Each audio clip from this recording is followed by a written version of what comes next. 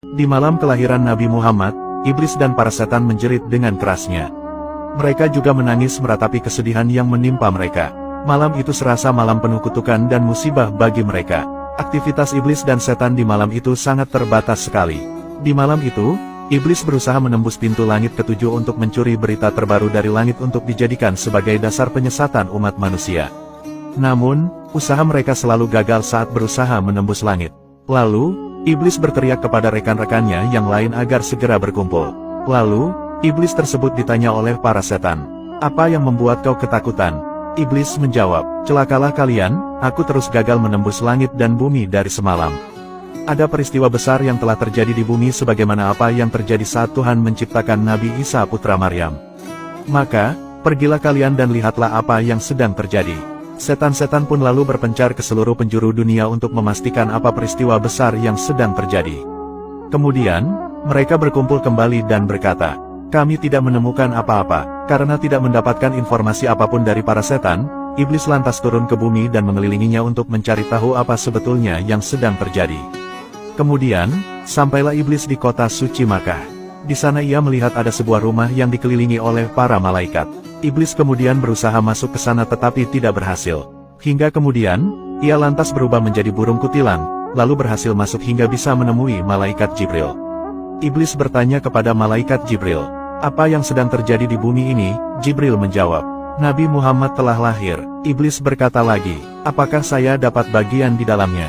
Jibril menjawab, "Tentu tidak." Iblis saat itu lantas bermaksud ingin melancarkan serangan, tapi pada akhirnya ia malah dikurung selama 40 hari dan tahtanya ditenggelamkan juga selama 40 hari. Saat malam kelahiran Nabi Muhammad, semua makhluk di alam semesta bergembira menyambut kelahirannya kecuali iblis yang menjerit keras dan menangis meratapi kesedihan. Syekh Bakiyuddin bin Muhlat dalam tafsirnya menjelaskan, bahwa iblis pernah menjerit dan meratap sedih sebanyak 4 kali. Yaitu ketika dilaknat, ketika diusir dari surga, ketika Rasulullah dilahirkan, dan ketika diturunkannya surat Al-Fatihah. Dalam kitab Al-Khosyoisul Kubro, Imam Jalaluddin Asyuti menjelaskan, bahwa tatkala Nabi Muhammad dilahirkan, langit kala itu menyinari bumi dengan begitu terangnya. Iblis lalu berkata, "Di malam ini telah dilahirkan seorang anak yang akan merusak semua rencana kita untuk menyesatkan umat manusia." Lalu para punggawa iblis berpendapat, "Bagaimana seandainya Anda pergi menemuinya lalu Anda merusak akalnya?" Iblis pun lalu menyanggupi. Namun saat iblis mendekati Nabi Muhammad, Allah lantas mengutus malaikat Jibril untuk melindungi Nabi Muhammad.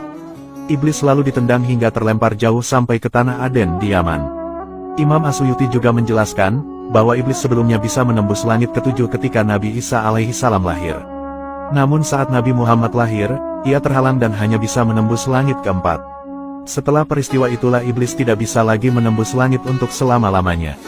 Saat ini, di tengah banyaknya penghinaan terhadap Nabi Muhammad baik yang dilakukan orang-orang kafir maupun mereka yang mengakui sebagai muslim, sebaiknya mari kita sedikit merenung.